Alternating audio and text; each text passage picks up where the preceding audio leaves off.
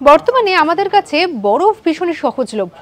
সবার বাড়িতেই তো রয়েছে, ফ্রিজ খুললে পরেই ডিপ ফ্রিজের মধ্যে বরফ একেবারে জমে রয়েছে।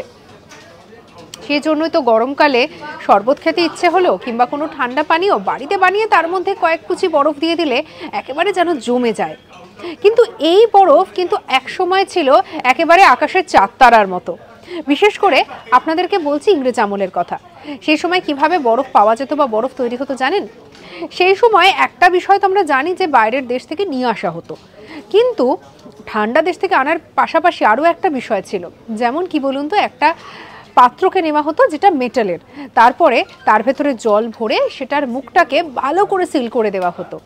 তারপরে সেটাকে দড়ির সাহায্যে গর্ত করে একেবারে মাটির অনেক গভীরে নিয়ে গিয়ে রেখে দেওয়া হতো আর ওপর দিয়ে চাপা দিয়ে দেওয়া হতো। এর ফলে কি হতো, এভাবে দীর্ঘক্ষণ থাকতে থাকতে থাকতে থাকতে সেখানে নাকি ধীরে ধীরে বরফ জমতো, আর সেই বরফ ব্যবহার করতেন সাহেবরা।